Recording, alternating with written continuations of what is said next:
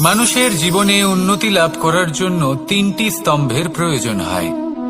প্রথম স্তম্ভ শিক্ষা। এই শিক্ষা আমাদের জ্ঞান প্রদান করে। দ্বিতীয় স্তম্ভ ব্যবসা, যার দ্বারা আমরা ধন উপার্জন করি। তৃতীয় স্তম্ভ হলো আমাদের ঈশ্বর, আমাদের ইষ্ট। এনার সাথে যদি আমরা জুড়ে থাকতে পারি তাহলে এমন একটা মানসিক বল আপনি লাভ করবেন যেটা এই সংসারে আর কোথাও পাওয়া সম্ভব নয়। কিন্তু মানুষ অনেক সময় জীবনে এই তিনটি স্তম্ভ লাভ করা সত্ত্বেও সামনে অগ্রসর হতে পারেন না। তখনও জীবনে কঠিন পরিস্থিতি আসতেই থাকে। এমনটা ঠিক কেন হয়? কারণ সে জীবনে এই তিনটি স্তম্ভ লাভ করে নেয়, জীবনে প্রয়োগও করে, কিন্তু তার ভিতের কথা সে ভুলেই যায়। যেমন প্রথম স্তম্ভ অর্থাৎ শিক্ষা। এই শিক্ষার আধার হলো শুভ চেতনা। যদি অন্তরে শুভ চেতনা না থাকে তাহলে এই শিক্ষার কোনো গুরুত্ব থাকে না। দ্বিতীয় স্তম্ভ ব্যবসা। পরিশ্রম করে উপার্জন করতে হবে, এই কথাটা আমরা সবাই জানি এবং সবাই চেষ্টাও করি। কিন্তু ব্যবসা করতে করতে আমরা এটা ভুলে যাই আমাদের ব্যবহার কেমন হয়ে পড়েছে। এই ব্যবহার যদি শুভ হয় তাহলে আমাদের উপার্জন আস্তে আস্তে একটা স্থির জায়গায় এসে পৌঁছবে। এবং তৃতীয় স্তম্ভ আমাদের ভগবান। যদি ওনার স্মরণে আপনি যেতে চান তাহলে তার পূর্বে নিজের মা বাবাকে সেবা করুন, তাদের যত্ন করুন, তাদেরকে ভালোবাসুন, কারণ ওনারাই হলেন এই সংসারে আপনার সবথেকে বড় ইষ্ট। তাহলে তিন স্তম্ভের সাথে সাথে তাদের আধারকেও নিজের জীবনে প্রাধান্য দিন। কোনো সমস্যা আসবে না, জীবনে একের পর এক উন্নতি করবেন এবং এই মন প্রসন্ন হয়ে বলবে রাধা রাধা। মানুষের এই সংসারে জীবনযাপন করার জন্য কিছু জিনিসের প্রয়োজন পড়ে। এমন কিছু আবেগ, এমন কিছু বস্তু আছে যেগুলো তার প্রয়োজন হয়। কিন্তু সব থেকে বেশি যে জিনিসটা তার প্রয়োজন হয় সেটা হলো সম্মানের। আমাদের ভালো লাগে যখন কেউ আমাদের সম্মান করে। আমরা কাউকে সম্মান করলে তারও সেটা ভালো লাগে। কিন্তু আপনি দেখবেন যে সংসারে বেশিরভাগ মানুষ দুটি মাপদণ্ডের ভিত্তিতে সম্মান করেন। হয় বয়স দেখে করেন বা উপার্জন দেখে, অর্থাৎ সেই ব্যক্তি কতটা উপার্জন করেন। এবার ভেবে দেখুন, এটা আবশ্যক নয় কারোর বয়স যদি বেশি হয় তার বুদ্ধিও ততটাই বেশি হবে। আবশ্যক এটাও নয় যে কোনো ব্যক্তি যদি অত্যন্ত ধনী হন বা তার মনও নির্মল হবে বা তিনি সৎকর্ম করবেন বা এমন কোনো কর্ম করবেন যাতে উনি সম্মান লাভ করতে পারেন। হতে পারে উনি ধনী কিন্তু দুশ্চরিত্র। সেই জন্য বয়স বা উপার্জন দেখে কোনো ব্যক্তিকে সম্মান করবেন না। কর্ম দেখুন। যদি গভীরভাবে ভেবে দেখেন তাহলে দেখবেন যদি কোনো মানুষ কোনো সৎকর্ম করেন তাহলে তার প্রতি হৃদয় থেকে সম্মান জাগ্রত হয়। এটাই হলো সেই সম্মান যা অর্জন করতে হবে। বয়স আজ আছে, কাল আরো বৃদ্ধি পাবে। উপার্জন আজ আছে, কাল সেটা কমে যেতেও পারে। কিন্তু যদি আপনি নিরন্তর শুভকর্ম করতে থাকেন তাহলে আপনি মৃত্যুর পরেও অমর হয়ে থাকবেন। আসুন আমার সাথে ভালোবেসে বলুন রাধা রাধা। সুখ, দুঃখ এবং শক্তি, এই তিন হলো এই সংসারের ত্রিদেবের মতো। আমাদের জীবনে যা কিছু ঘটছে এই তিনটির ভিত্তির উপরেই হচ্ছে। আসলে এই সংসারের একটা নিয়ম আছে। যখনই আপনি কিছু লাভ করেন এই সংসার আপনার পরীক্ষা নেয়। এটা জানার জন্য আপনার পরীক্ষা নেয় যে আপনি যা কিছুই লাভ করেছেন আপনি কি আদৌ সেটার যোগ্য কিনা। ঠিক সেইভাবেই এই সুখ, দুঃখ এবং শক্তি আপনার পরীক্ষা নিয়ে থাকে। যখন সুখ আসে তখন সে আপনার পরীক্ষা নেয় যে আপনার মধ্যে অহংবোধ জাগ্রত হয়নি তো। যদি অহংবোধ চলে আসে তাহলে সুখ সেখানেই সঙ্গ ত্যাগ করে। দুঃখ আপনার ধৈর্যের পরীক্ষা নিতে থাকে। আর যদি আপনার মধ্যে ধৈর্য না থাকে তাহলে এটা আপনাকে আরো বেশি দুঃখের গভীর অন্ধকারে ঠেলে দেবে। সেখানে শক্তি পরীক্ষা নেয় আপনার বিনম্রতার। যদি আপনি বিনম্র না হন তাহলে হয় এই শক্তি আপনার সঙ্গ ত্যাগ করবে নয় এই শক্তি বিনম্রতার অভাবে আপনার পতনের কারণ হতে পারে। এই সংসারে যে কোনো ব্যক্তি যিনি এই পরীক্ষায় উত্তীর্ণ হয়ে থাকেন, এই জীবনে তিনি সাফল্য লাভ করেন। আসুন আমার সাথে ভালোবেসে বলুন, রাধা রাধা। আমাদের জীবনে আমরা যখনই এমন কোনো মানুষের সাথে পরিচিত হই যে বয়সে, পদে এবং আর্থিক দিক থেকে আমাদের থেকে পিছিয়ে, তখন আমরা সবাই খুব হীন নজরে তাদের দিকে দেখি। মনেই করি না যে সেই ব্যক্তির নিজস্ব একটা অস্তিত্ব রয়েছে, তার নিজেরও একটা মাহাত্ম্য রয়েছে। আমাদের মনেই হয় না যে আমাদের সামনে দাঁড়িয়ে থাকার যোগ্যতা আছে তাদের। চলুন আপনাকে একটা প্রশ্ন করি, শূন্যের নিজস্ব মূল্য কোথায়? আপনি বলবেন কিছুই না। শূন্যের আবার নিজস্ব মূল্য কোথায়? কিন্তু যখন এই শূন্যই কোনো সংখ্যার সাথে এসে যুক্ত হয়ে যায়, কোনো অঙ্কের সাথে এসে যুক্ত হয়ে যায়, তখন তার মূল্য অনেক গুণ বৃদ্ধি পায়। অর্থাৎ এই শূন্যের মূল্য অবশ্যই আছে। আর আমাদের জীবনেও এমন কিছু ব্যক্তি থাকেন, তাদের দেখে মনে হয় যে এদের কোনো মূল্যই নেই। কিন্তু যখন এই ব্যক্তি কারোর সাথে এসে জুড়ে যান, তখন তার মূল্য সেই ব্যক্তির বৃদ্ধি ঘটায়। এই সংসারে এমন কোনো ব্যক্তি নেই যার কোনো মূল্য নেই। যদি আমরা ধনুকের কথা বলি, তাহলে তার জন্য একটি দড়ির প্রয়োজন হয়, যেটি প্রত্যঞ্চা হিসেবে ব্যবহৃত হয়। যদি এই প্রত্যঞ্চা না থাকে, তাহলে ধনুকের কোনো মূল্যই থাকে না। যদি প্রত্যঞ্চা না থাকে, তাহলে ধনুকের অস্তিত্ব অসম্পূর্ণ থেকে যায়। এই সংসারে যে কোনো ব্যক্তি হোক বা যে কোনো বস্তু হোক, প্রত্যেকের নিজস্ব একটি মূল্য আছে। তার সম্মান করুন, সামনে অগ্রসর হন, আর আমার সাথে ভালোবেসে বলুন, রাধা রাধা। ভয়ের সাথে আমরা সবাই পরিচিত, কষ্টও আমরা সবাই পেয়েছি। কখনো কখনো আমরা অসুস্থ হয়ে পড়ি, আর এমন সময় হলে মাতার মমতা, কখনো বাবার স্নেহ, কখনো বন্ধুদের পাশে থাকার অনুভূতি আমাদের রোগ নিরাময়ে সাহায্য করে। কখনো যদি আমরা নিরাশ হয়ে পড়ি, তখন যদি আমাদের কোনো আপনজন আমাদের দুটো ভালো কথা বলে, তখন আমাদের মনোবল বেড়ে যায়। ঠিক তেমন সংসারের এই রঙ্গমঞ্চে যদি আপনি পীড়িত অনুভব করেন, কিছু শুভ কথা আলোচনা করুন, কিছু স্তুতি গান করুন, কিছু মুহূর্তের জন্য হলেও নিজের ইষ্টদেবের কথা স্মরণ করুন আর প্রার্থনা করুন। সাহস বাড়বে, শক্তিও বৃদ্ধি পাবে এবং সামনে এগিয়ে চলার পথও দেখতে পাবেন। তখন এই মন প্রসন্ন হয়ে বলবে, রাধা রাধা। মানুষের জীবনে উন্নতি লাভ করার জন্য তিনটি স্তম্ভের প্রয়োজন হয়। প্রথম স্তম্ভ শিক্ষা।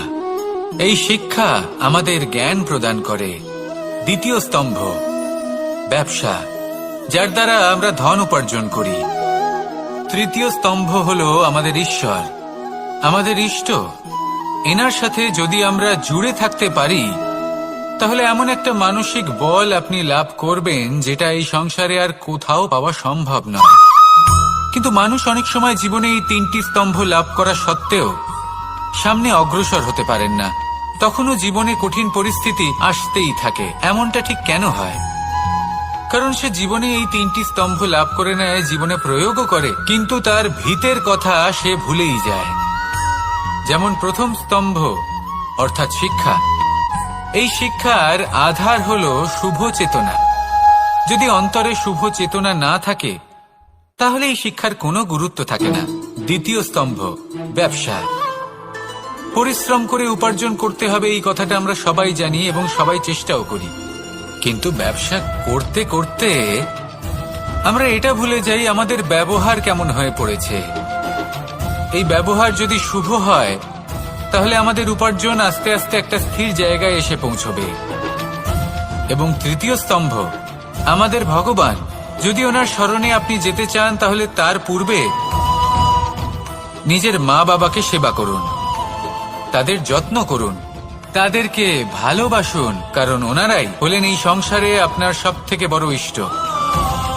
তাহলে তিন স্তম্ভের সাথে সাথে তাদের আধারকেও নিজের জীবনে প্রাধান্য দিন। কোনো সমস্যা আসবে না, জীবনে একের পর এক উন্নতি করবেন এবং এই মন প্রসন্ন হয়ে বলবে, রাধা রাধা। সুখ, দুঃখ এবং শক্তি, এই তিন হলো এই সংসারের ত্রিদেবের মতো। আমাদের জীবনে যা কিছু ঘটছে এই তিনটির ভিত্তির উপরেই হচ্ছে। আসলে এই সংসারের একটা নিয়ম আছে, যখনই আপনি কিছু লাভ করেন এই সংসার আপনার পরীক্ষা নেয়। এটা জানার জন্য আপনার পরীক্ষা নেয় যে আপনি যা কিছুই লাভ করেছেন আপনি কি আদৌ সেটার যোগ্য কিনা। ঠিক সেইভাবেই এই সুখ, দুঃখ এবং শক্তি আপনার পরীক্ষা নিয়ে থাকে।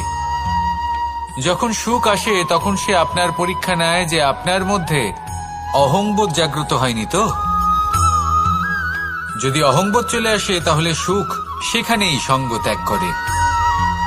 দুঃখ আপনার ধৈর্যের পরীক্ষা নিতে থাকে, আর যদি আপনার মধ্যে ধৈর্য না থাকে তাহলে এটা আপনাকে আরো বেশি দুঃখের গভীর অন্ধকারে ঠেলে দেবে। সেখানে শক্তি পরীক্ষা নেয় আপনার বিনম্রতার। যদি আপনি বিনম্র না হন তাহলে হয় এই শক্তি আপনার সঙ্গ ত্যাগ করবে, নয় এই শক্তি বিনম্রতার অভাবে আপনার পতনের কারণ হতে পারে। এই সংসারে যে কোনো ব্যক্তি যিনি এই পরীক্ষায় উত্তীর্ণ হয়ে থাকেন এই জীবনে তিনি সাফল্য লাভ করেন।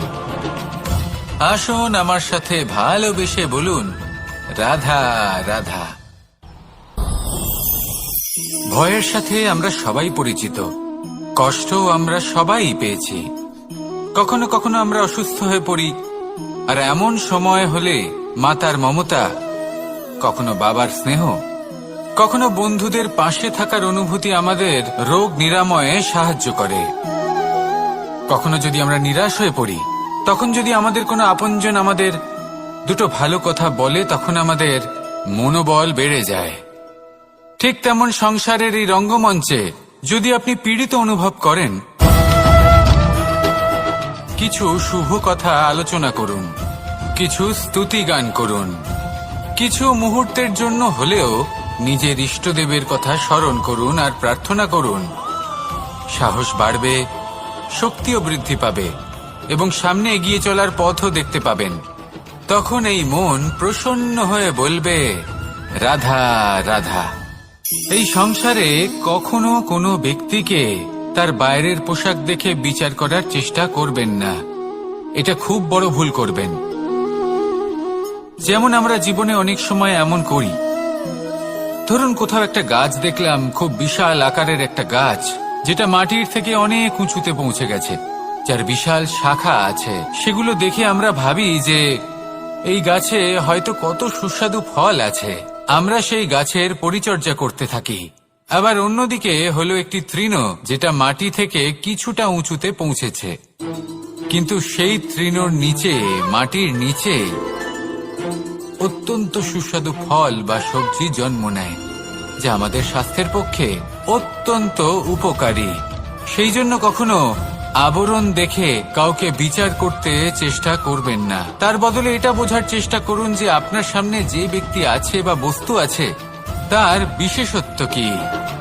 যদি এই বিশেষত্ব বোঝার ক্ষমতা আপনি অর্জন করেন, যদি এই শিল্প আপনি নিজের ভেতরে জাগ্রত করেন, তাহলে এই সংসারে বিশেষত্ব কি সেটা আপনি জানতে পারবেন।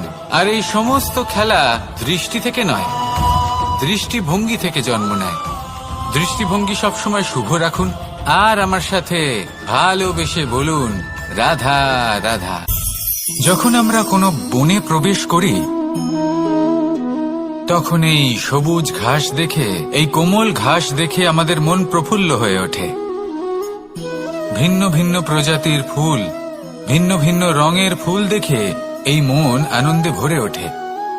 এখানে শিশুরা আনন্দ লাভ করে, বড়রা ভোজন গ্রহণ করেন, কথাবার্তা বলেন, হাঁটাহাঁটি করে বেড়ান। এবার ভেবে দেখুন, যখন এই উপবনের নির্মাণ হয়েছিল সেই সময় যদি এই মাটিকে সঠিকভাবে খনন না করা হতো, যদি তাতে সঠিকভাবে বীজ রোপণ না করা হতো, যদি কোনো সংঘর্ষ না হতো, পরিশ্রম না করা হতো, যদি চলতে চলতে পায়ে কাঁটা না বিঁধে যেত, তাহলে এই সুন্দর বন দেখে আমরা কি এই আনন্দ লাভ করতে পারতাম? কখনোই নয়। ধরুন কোনো নদীর তটে সুন্দর একটি বন আছে, সেই বনের আনন্দ লাভ করতে গেলে আপনাকে সেই নদী পার করতেই হবে। যদি সুখের নদীর কাছে পৌঁছতে চান তাহলে তটে যে কাঁটা রয়েছে সেগুলোর সাথে সংঘর্ষ করতেই হবে। এই সংসারে যদি আপনি সুখ লাভ করতে চান তাহলে সুখ লাভের এই যাত্রা শুরু করতে হবে সংঘর্ষ দ্বারা। তাহলে সংঘর্ষকে স্বাগত জানান, এর পেছনেই সুখ রয়েছে যা আপনার জন্য অপেক্ষা করছে। এবার হাসুন আর আমার সাথে ভালোবেসে বলুন, রাধা রাধা। মানুষ সুখী জীবনযাপনের প্রতি এতটাই অভ্যস্ত হয়ে পড়ে যে একটা ছোট্ট সমস্যা এলেই সে সবার থেকে সাহায্য চাইতে শুরু করে দেয়। সে সাহায্য লাভও করে এবং সেই সংকট থেকে সে বেরিয়েও আসে। কিন্তু এই সাহায্য কিছু মুহূর্তের, আর কিছু মুহূর্তের হলো এই দুঃখ। এই দুই মুহূর্তের সাহায্যের জন্য আজীবন আপনি তার কাছে ঋণী হয়ে থাকেন। আর মানবিকতার খাতিরে আপনার মনে কৃতজ্ঞতা জেগে ওঠে, আর সেই কৃতজ্ঞতা বোধ হলো যে আপনি কখনো সেই ব্যক্তিকে ছাপিয়ে যেতেই পারবেন না। সেই জন্য জীবনে সবসময় চেষ্টা করবেন নিজেকে প্রস্তুত রাখতে সেই সব সমস্যার জন্য, সেই সব বাধার জন্য যেগুলো আপনার জীবনে আসতে পারে। ততক্ষণ সাহায্য চাইবেন না যতক্ষণ না অন্য কোনো পথ না থাকছে। সাহায্য চাওয়া অনুচিত নয়, কিন্তু সাহায্য চাইলে এবং সাহায্য পেলে আপনি আজীবন কৃতজ্ঞ এবং ঋণী হয়ে থাকবেন। আর তারপর একদিন আপনি পরিবর্তন দেখতে পাবেন যে কিভাবে আপনি ছোট ছোট সমস্যার জন্য সাহায্য না চেয়ে বড় বড় সমস্যার সম্মুখীন হতে প্রস্তুত হয়ে গেছেন। এটাই হলো সংসারের নীতি। এটাই পালন করুন আর আমার সাথে ভালোবেসে বলুন, রাধা রাধা। আপনি কখনো কাউকে পর্বতে আরোহণ করতে দেখেছেন? বা আপনি কখনো নিজে কোনো পর্বতে আরোহণ করেছেন? করে থাকলে আপনি এই বিষয়ে অবশ্যই জানবেন যে যখন আমরা শিখরের দিকে এগোই, ওপরের দিকে এগিয়ে চলি, তখন আমাদের একটু ঝুঁকে পথ চলতে হয়। তখনই আমরা সেই পর্বত আরোহণ করতে পারি। কিন্তু যে ব্যক্তি নিচের দিকে ফিরে আসছেন তিনি কিন্তু ঝুঁকে চলেন না, তিনি দৃঢ়ভাবে সোজা হয়ে নিচে নামেন। এই ভারসাম্য বজায় রাখার এই খেলাতে সংসারের একটা সার লুকিয়ে রয়েছে। যদি আপনিও জীবনে উঁচুতে উঠতে চান, শিখরে পৌঁছতে চান, তাহলে আপনাকেও নত হয়ে বিনম্র হয়ে সামনে এগোতে হবে। সেখানে যদি আপনি বুক চিতিয়ে উদ্ধতভাবে অহংকার বোধ নিয়ে চলতে থাকেন, সেখান থেকেই আপনাকে নিচে নামতে হবে। কোনো ব্যক্তি তার বিনম্র স্বভাব দেখেই বোঝা যায় যে সেই ব্যক্তি সাফল্যের শিখর দেশে আরোহণ করছে নাকি নিচে তথা খাদের দিকে যাত্রা করছে। তাই সবসময় বিনম্র থাকুন, শ্রেষ্ঠ কর্ম করুন, পরিশ্রম করুন আর আমার সাথে ভালোবেসে বলুন, রাধা রাধা। মানুষের জীবনে স্বচ্ছতার একটা আলাদা গুরুত্ব আছে। যদি আপনি নিজেকে স্বচ্ছ রাখেন তাহলে আপনার নিজেরও ভালো লাগবে, সামনের ব্যক্তিরও ভালো লাগবে, একটা অন্যরকম প্রভাব পড়বে। কিন্তু একজন শ্রেষ্ঠ ব্যক্তি কিভাবে হয়ে ওঠা সম্ভব? যার মধ্যে গুণ আছে, শিক্ষা আছে, শুভ চেতনা আছে, যিনি সৎকর্ম করেন। কিভাবে হব সেই ব্যক্তি যার মধ্যে জ্ঞান আছে? শুধুমাত্র স্বচ্ছ থাকলে তো তা হওয়া সম্ভব নয়। প্রথমে আপনাকে বুঝতে হবে যে মানুষের মধ্যে চারটি মূল তত্ত্ব আছে। প্রথম হলো তার শরীর, যার দ্বারা উনি যে কোনো কর্ম করে থাকেন। দ্বিতীয় তত্ত্ব হলো তার মন, যার দ্বারা কোনো কর্ম করার জন্য সে নিজেকে প্রেরণা দিতে থাকে। তৃতীয় তত্ত্ব হলো বুদ্ধি, যে কর্ম আমরা করতে চাই, যে লক্ষ্যে আমরা পৌঁছতে চাই, সেটা আমরা কিভাবে কোন পথে করব সেটা স্থির করা যায় বুদ্ধি দিয়ে। আর চতুর্থ তত্ত্ব হলো আত্মা। আত্মা হলো এমন এক তত্ত্ব যার কোনো সমাপ্তি নেই। আত্মা হলো অজয়, কিন্তু এরও শুদ্ধিকরণের প্রয়োজন হয়। এই চারটি তত্ত্বের শুদ্ধিকরণ করতে থাকুন, এদের নির্মল রাখুন, শুদ্ধ রাখুন। এবং এটা কিভাবে হবে? শুভ চেতনা দ্বারা, জ্ঞানের দ্বারা, এবং সব থেকে বেশি গুরুত্বপূর্ণ প্রেমের দ্বারা। আসুন আমার সাথে ভালোবেসে বলুন, রাধা রাধা। এই জীবনে তিনটি গুরুত্বপূর্ণ শব্দ আছে যা বোঝা আমাদের কাছে খুব গুরুত্বপূর্ণ, এবং এই তিনটি শব্দের নিজস্ব অর্থ আছে। প্রথম হলো সঙ্গবদ্ধতা, অর্থাৎ একসাথে মিলে কাজ করতে হবে, একসাথে মিলে পরিশ্রম করতে হবে, সামনে এগোতে হবে। এরকম করতে পারলে আপনার শক্তি বৃদ্ধি পাবে, আপনার ক্ষমতা বৃদ্ধি পাবে, আপনি এগোতে পারবেন এবং অনেক দূরে যেতে পারবেন। দ্বিতীয় হলো আত্মবিশ্বাস। হেরে যাওয়া বস্তুও আবার জিতে নিতে পারবেন। যদি আপনার নিজের আত্মবিশ্বাস থাকে তাহলে আপনি কখনো পরাজিত হবেন না। এবং তৃতীয় হলো অহংকার। জয়লাভ করার পরেও কিন্তু এটা আপনাকে পরাজিত করতে পারে। সেই জন্য জীবনে সঙ্গবদ্ধ হন, আত্মবিশ্বাস রাখুন, কিন্তু কখনোই অহংকার করবেন না। এই অহংকার আপনার থেকে সবকিছু কেড়ে নিতে পারে। এই অহংকারের জন্যই মথুরাপতি কংস নিজের পতনের দিকে অগ্রসর হয়েছিলেন। এই অহংকারকে ত্যাগ করুন আর আমার সাথে ভালোবেসে বলুন, রাধা রাধা। এই সংসারে সব থেকে বেশি কঠিন কাজ কোনটা? কেউ বলবেন যুদ্ধ করা, কেউ বলবেন ধন অর্জন করা, আবার কেউ বলবেন জ্ঞান অর্জন করা সব থেকে বেশি কঠিন। এবার প্রত্যেক ব্যক্তির নিজস্ব অভিজ্ঞতা আছে, আর সেই অনুসারে তার নিজস্ব একটা উত্তর আছে। সাধারণভাবে দেখতে গেলে এই সংসারে সব থেকে কঠিন হলো তপস্যা করা, অর্থাৎ সব কিছু ত্যাগ করে তপস্যায় নিজেকে বিলীন করে দেওয়া। এবার এর থেকে বেশি কঠিন এই সংসারে আর কি বা হতে পারে? এই সংসারে, এই সমাজে, নিজের পরিবারের মধ্যে থেকেও ধৈর্য ধরে সামনে অগ্রসর হওয়া, এটা হলো সব থেকে কঠিন কাজ। কারণ যখন আপনি তপস্যা করেন তখন সেখানে আপনার ধৈর্য ভাঙার মতো কেউ থাকেন না, না কোনো বন্ধু, না কোনো আত্মীয়, না কোনো শত্রু, কেউ না। কিন্তু যখন আপনি এই সমাজে, এই পরিবারে থাকেন, কোনো না কোনো ব্যক্তি এসে আপনার ধৈর্যের বাঁধ ভেঙে দেওয়ার ক্ষমতা রাখেন। তারা আপনার ধৈর্যের বাঁধ ভেঙে দেয়, আর কখনো কখনো তারা অনিচ্ছাকৃতভাবেই সেটা করে থাকেন। কারণ তাদের মানসিকতা আপনার থেকে আলাদা, তাদের কর্ম আপনার থেকে আলাদা, তাদের দৃষ্টিভঙ্গি আপনার থেকে আলাদা, জীবন যাপন আপনার থেকে আলাদা। সেক্ষেত্রে আপনি ধৈর্যচ্যুত হন, প্রসন্নতা আপনার থেকে ছিনিয়ে নেওয়া হয়। সেই জন্য এই সংসারে, এই পরিবারের থেকেও ধৈর্য ধরে সামনে অগ্রসর হওয়া কোনো পর্বতের শিখরে গিয়ে তপস্যা করার থেকেও অনেক বেশি কঠিন। আর যে ব্যক্তি এই সমাজেই, এই পরিবারে, সেই সকল মানুষের মধ্যে থেকে গিয়েও ধৈর্য ধরে অগ্রসর হতে থাকেন, যারা এই কাজটা শিখে নিতে পারেন, তারাই কিন্তু জীবনে আনন্দ লাভ করতে পারেন। এই ধৈর্যই শেষে আপনার জীবনে প্রসন্নতা বহন করে আনবে। তাই ধৈর্য ধরে জীবনের পথে অগ্রসর হন আর আমার সাথে ভালোবেসে বলুন, রাধা রাধা। আমরা যখনই কোনো গাছের চারা রোপণ করি তখন সবার আগে পরীক্ষা করে দেখি যে যেখানে আমরা চারা রোপণ করতে চলেছি সেখানকার মাটি আদৌ উর্বর কিনা, সেই মাটি সেই চারাকে বাড়তে সাহায্য করবে কিনা। যখন একটা চারা রোপণের আগে আমরা এত কিছু ভাবতে পারি, তাহলে কাউকে বিশ্বাস করার আগে আমরা কেন ভাবি না? জীবনে কখনো এই বিশ্বাসরূপী চারা কোথাও রোপণ করার আগে বোঝার চেষ্টা করুন যে যার ওপর আপনি বিশ্বাস করতে চলেছেন সে কি আদৌ আপনার বিশ্বাসের যোগ্য কি না। ভেবে দেখুন সেই ব্যক্তি ভবিষ্যতে গিয়ে আপনার বিশ্বাস ভাঙতে পারে কিনা।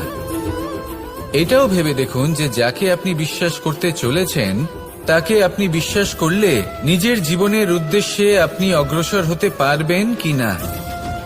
আর তার জন্য প্রয়োজন সঠিক সিদ্ধান্ত, পরখ করা, কোনটা উচিত কোনটা অনুচিত সেটা বোঝা। আর তাতে কিন্তু আপনি সন্দেহবাতিক হবেন না, তাতে আপনি আরো নিপুণ হয়ে উঠবেন। তাই যদি আপনি নিপুণ হয়ে উঠতে চান তাহলে বোঝার চেষ্টা করুন, পরখ করে দেখুন, কোনটা উচিত কোনটা অনুচিত বুঝুন, আর বিশ্বাস তখনই করুন যখন আপনি 100% নিশ্চিত হবেন যে সে বিশ্বাসের যোগ্য। আসুন আমার সাথে ভালোবেসে বলুন, রাধা রাধা। রাধা কখনো কখনো আমার জন্য বড়ই সুগন্ধি আতর নিয়ে আসে, পারিজাত ফুলের মালা নিয়ে আসে আমার প্রসাধন করবে বলে, এবং আমার সব থেকে বেশি প্রিয় মাখন নিজে হাতে বানিয়ে আনে আমাকে নিজে হাতে খাইয়ে দেবে বলে, সবকিছু আমাকে প্রসন্ন করবে বলে। কিন্তু আপনি কখনো ভেবেছেন যে এই আতর কিভাবে বানানো হয়? সহস্র ফুলের পাপড়ি একসাথে পিষে নিতে হয়, তারপরে তার থেকে যে রস নিঃসৃত হয় সেই রস দ্বারাই আতর তৈরি হয়। অনেক সংখ্যক ফুলকে অসীম যন্ত্রণা ভোগ করতে হয়, তবে তারা আমার প্রসাধন সামগ্রী হয়ে উঠতে পারে। দুধ থেকে মাখন তৈরি করার জন্য কতটা পরিমাণ মন্থন সহ্য করতে হয় সেটা আপনি জানেন। ঠিক সেই রকমই হলো আমাদের জীবনও। বিপদও আসে, কঠিন পরিস্থিতিও আসে, এর সম্মুখীন হতে শিখুন। মনে রাখবেন, আপনি হলেন সেই দুধ যাকে মন্থন সহ্য করতে হবে মাখন হয়ে ওঠার জন্য। মনে রাখবেন, আপনি হলেন সেই ফুলের মতন যাদের পিষ্ট হতে হবে সুগন্ধি আতর হয়ে ওঠার জন্য, যাকেই সংসার পছন্দ করে। কখনো কখনো জীবনে আপনার সাথে খারাপ শুধুমাত্র এই কারণে ঘটে যাতে আপনার শ্রেষ্ঠ রূপ এই সংসারের সামনে আসতে পারে। শুধুমাত্র কঠিন পরিস্থিতি এবং বিপদকে একটা সুযোগ হিসেবে দেখার চেষ্টা করুন। আপনার জন্য এই সংসার বদলে যাবে, সংসারকে দেখার দৃষ্টিভঙ্গি পাল্টে যাবে, আপনার ভাগ্য পাল্টে যাবে, আর এই মন প্রসন্ন হয়ে বলবে, রাধা রাধা। পাশা নামক এই খেলাটি আপনারা নিশ্চয়ই খেলেছেন, না খেলে থাকলে দেখেছেন, আর যদি দেখেও না থাকেন তাহলে নিশ্চিত রূপে শুনেছেন। মহাভারতের এই মহাযুদ্ধ কোথাও না কোথাও এই পাশা নামক খেলার কারণে হয়েছিল। পাশার এই বিচিত্র খেলা, দান, এইসবের কারণে কেউ নিজের মাথায় রাজ মুকুট পরিধান করেছিলেন, আবার সেখানে পরাজিত হওয়ার জন্য কাউকে বনবাসও ভোগ করতে হয়েছিল। কিন্তু এই খেলা সমাপ্ত হওয়ার পরে সমস্ত ঘুঁটি আর এই পাশার ছক একই পুটলিতে স্থান পেল। এটাই হলো আমাদের জীবন।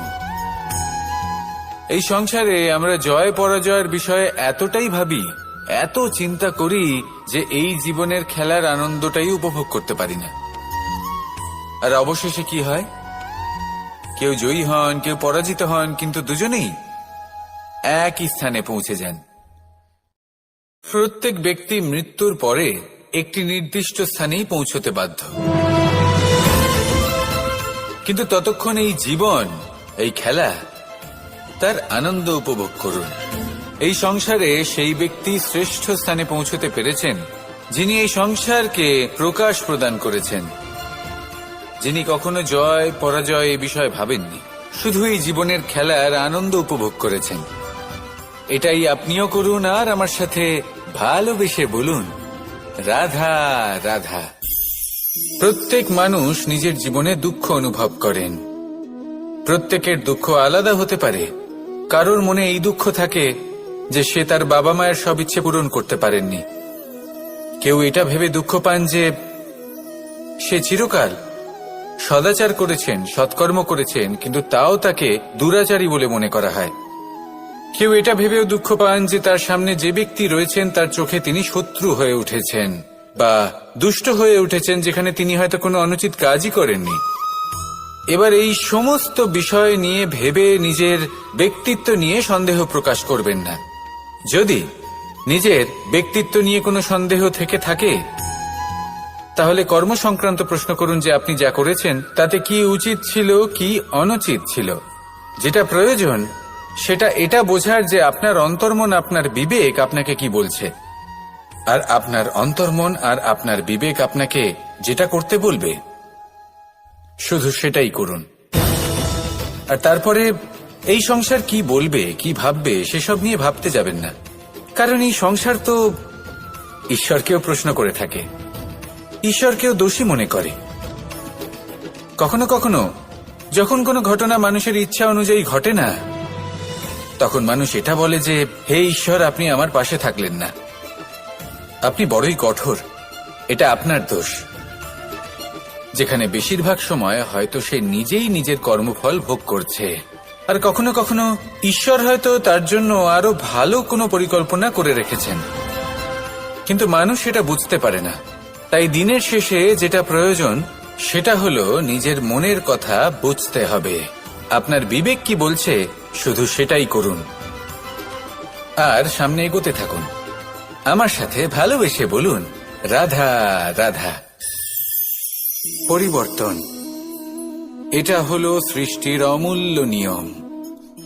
এই সংসারে সবকিছু সময়ান্তরে পরিবর্তিত হয়, এই সময়ও পরিবর্তিত হয়। পরিবর্তন চিরকাল হয়ে এসেছে আর চিরকাল হতে থাকবে, কিন্তু এবার আমরা সেই পরিবর্তন কিভাবে লাভ করব যেটা আমাদের প্রয়োজন, যেটা আমরা চাই। আমরা জীবনে বিকাশ চাই। এই বিকাশ কিভাবে লাভ করতে পারি? এই প্রকৃতি কিন্তু আমাদের অত্যন্ত উত্তম উদাহরণ দিয়ে বুঝিয়েছে। একটি বিন্দুর উদাহরণ দিয়েছে যা ভবিষ্যতে একটা বিশাল নদীর আকার ধারণ করে। এটা কিভাবে হয়? মেঘ থেকে একটি বিন্দু ঝরে পড়ে সেই পর্বতের ওপর যেখানে হিম আছে।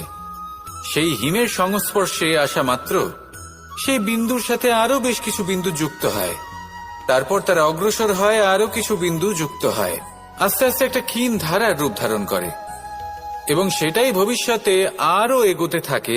অনেকটা যাওয়ার পর যখন অনেক সংখ্যক বিন্দু একসাথে যুক্ত হয়, তখন সেটা বিশাল নদীর আকার ধারণ করে। এবার আমরা মানুষ বলে আমাদের সাথে এই নিয়মের অন্যথা হয় তা নয়। আমরাও এই প্রকৃতির অংশ, আমাদের ক্ষেত্রেও একই নিয়ম প্রযোজ্য। যখন পরিশ্রম করে অনেক সংখ্যক বিন্দু আমরা একত্রিত করব, তখনই পরিবর্তনের নদী প্রবাহিত হবে। প্রয়োজন হল নিরন্তর পরিশ্রম করা এবং ধৈর্য ধরা। এটা করতে থাকুন, জীবনে সবকিছু লাভ করতে পারবেন, কারণ প্রকৃতি আমাদের এটাই শিখিয়েছে, আর আমরা এই ব্রহ্মরই একটি অংশ, যার দ্বারা এই ব্রহ্মাণ্ড নির্মিত। আসুন আমার সাথে ভালোবেসে বলুন, রাধা রাধা। কখনো এই প্রকৃতির দিকে তাকিয়ে থাকবেন। এই প্রকৃতি অনেক ধরনের শিক্ষা দেয়। কোন একটা গাছকে দেখুন, কিভাবে সে মাটি থেকে জল শুষে নেয়। সে ঝড় হোক বা হোক কড়া রোদ, সব সহ্য করে এবং অবশেষে সে ফল ধারণ করে। আর সেই ফল উৎপন্ন করার পরে সে ফল কিন্তু সে নিজে গ্রহণ করে না, এই সংসারকে প্রদান করে, যাতে পশু পাখি মানুষ তারা এই ফল গ্রহণ করে শক্তিশালী হয়ে উঠতে পারে, সুস্থ থাকতে পারে। সেভাবেই নদী, সরোবর এরা নিজেরাও কিন্তু নিজেদের জল গ্রহণ করে না, মাটিকে প্রদান করে, পশু পাখিকে প্রদান করে। সূর্য নিজেও নিজের জন্য প্রজ্বলিত হয় না,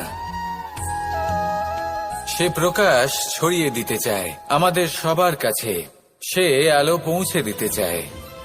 এই প্রত্যেকের কর্মে পরমার্থ নিহিত আছে, আর সেই জন্যই এদের সকলকে পুজো করা হয়। তাই মনে রাখবেন,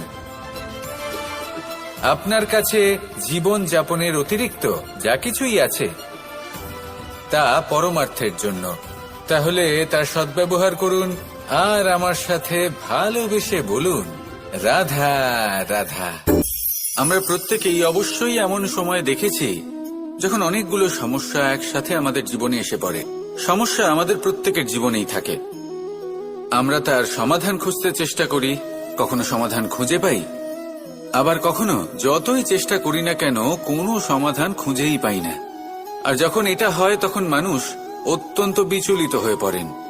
নিজের আত্মীয় স্বজন, নিজের বন্ধু বা সংসার, এদের ওপরে এই দোষ চাপিয়ে দেন যে এদের জন্যই এই সমস্যা এসেছে। এবার যদি আমি আপনাকে কোনো পরামর্শ দিই, তাহলে এটাই বলবো যে দৃষ্টিভঙ্গি পাল্টে দেখুন। এই দৃষ্টিভঙ্গি দিয়ে দেখুন যে এই সংসারে যে সমস্যায় আসুক না কেন তার জন্য কেউ দোষী নয়, না আপনি না অন্য কেউ। এই পুরো খেলাটাই আপনার মানসিকতা, আপনার দৃষ্টিভঙ্গির, আপনার মনের। কিভাবে বোঝাচ্ছি? যখন আমাদের মন শক্ত থাকে তখন কঠিন থেকে কঠিনতর পরিস্থিতিও আমাদের জীবনে খুব বেশি হলে প্রতিস্পর্ধা হয়ে থেকে যায়। সেখানে যদি আমাদের মন দুর্বল থাকে, তখন অল্প কঠিন পরিস্থিতিও আমাদের কাছে খুব বড় সমস্যা হয়ে যায়, তাই না? একটা শক্ত মন কঠিন পরিস্থিতিকে প্রতিস্পর্ধা হিসেবে দেখে আর তার মধ্যে ওটা সুযোগ খুঁজে নেয়। আমাদের শুধু এটাই করতে হবে। এই সংসারে অন্য কাউকে দোষী মনে করলে আপনার সমস্যা দূর হয়ে যাবে না। সেই জন্য এই সংসারকে দোষ দেওয়ার বদলে এই সমস্যার মূলে চলে যান, সেটাকে বুঝুন, নিজের এই মনকে শক্ত করে তুলুন। যদি আপনার মন শক্তিশালী হয়, তাহলে এই সংসারে অনেক বড় বড় কঠিন থেকে কঠিনতর পরিস্থিতিও যদি আসে, আপনার জীবনে যতই বড় বড় সমস্যা আসুক না কেন, আপনার লক্ষ্য লাভে বাধা দিতে পারবে না। আসুন আমার সাথে ভালোবেসে বলুন, রাধা রাধা। আমরা সবাই পাথর দেখেছি, পর্বতও দেখেছি, শুকনো পাতাও দেখেছি, শ্যামল বনানীও দেখেছি। কখনো ভেবেছেন পাথরের অস্তিত্ব কিন্তু ততক্ষণ পর্যন্ত যতক্ষণ সে পর্বতের গায়ে আটকে থাকে। যখন সেই পর্বত থেকে সেই পাথর ভিন্ন হয়ে যায় ও নিজের অস্তিত্ব হারিয়ে ফেলে। আস্তে আস্তে কখনো পাথর কেটে বা কখনো পিষ্ট হয়ে সেই পাথর আস্তে আস্তে মাটিতে পরিণত হয় এবং পূর্ণরূপে নিজের অস্তিত্ব হারিয়ে ফেলে। এটাই পাতার সাথেও হয়। এই পাতা যতক্ষণ গাছের ডালের সাথে যুক্ত ততক্ষণ তার অস্তিত্ব থাকে। যখনই ডাল থেকে বিচ্ছিন্ন হয়, সেও নিজের অস্তিত্ব হারিয়ে ফেলে। আর এটাই আমাদের সাথেও হয়। যতক্ষণ আমরা নিজেদের আপনজনের সাথে যুক্ত থাকি, আমাদের অস্তিত্ব বজায় থাকে। যখন আপনজনদের সাথে সম্পর্ক ছিন্ন করি, তখন আমরাও আমাদের অস্তিত্ব হারিয়ে ফেলি। এবার এই সংসারের প্রত্যেক ব্যক্তি স্বতন্ত্র থাকতে চান, আর অনেক ব্যক্তি স্বতন্ত্র থাকবেন বলে আপনজনদের দূরে করে দেন আর তাদের সাথে এই সম্পর্ক ছিন্ন করেন। এটা কি সত্যি প্রয়োজন? আপনজনদের সাথে সম্পর্ক ছিন্ন করে নিজের অস্তিত্ব হারিয়ে ফেলা প্রয়োজনীয়, নাকি আপনজনদের সাথে সম্পর্ক বজায় রেখে নিজেদের স্বতন্ত্র করে রাখা সেটা আবশ্যক? নির্বাচন আপনারই। আসুন আমার সাথে ভালোবেসে বলুন, রাধা রাধা। আপনি কি কখনো নৌকা যাত্রা করেছেন? করে না থাকলেও নিশ্চয়ই দেখেছেন যে এই জল যা নিজের অন্তরে সব কিছু সমাহিত করে নিতে পারে, এই নৌকা সেই জলের ওপরেই ভেসে থাকে।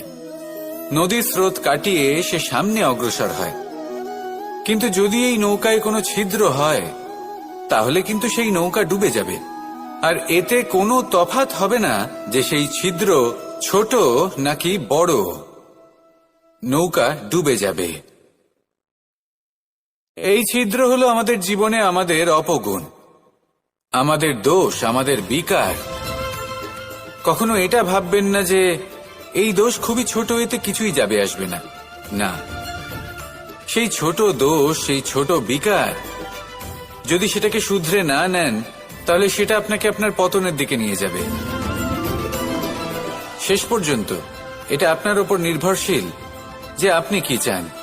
আপনার জীবনের এই নৌকা এভাবেই ডুবে যেতে দেখবেন, নাকি নিজেকে শুধরে নিয়ে সেই নৌকার সেই ছিদ্রটাকে ভরিয়ে তুলতে চাইবেন? নির্বাচন আপনার। আসুন আমার সাথে ভালোবেসে বলুন, রাধা রাধা। জল। জলই পৃথিবীতে বেঁচে থাকার জন্য আবশ্যক তো বটেই, কিন্তু এই জল আমাদের একটা অত্যন্ত গুরুত্বপূর্ণ শিক্ষা প্রদান করে। কখনো এই জলকে দেখেছেন? যে পরিস্থিতিতেই এই জল প্রবাহিত হোক না কেন, এর উপর যা কিছুই প্রভাব থাকুক না কেন, এর পথে যতই বাধা আসুক না কেন, তার মধ্যে থেকে ও নিজের পথ ঠিক বের করে নেয়, কিন্তু নিজের প্রবাহ থামতে দেয় না, ক্রমাগত অগ্রসর হতে থাকে।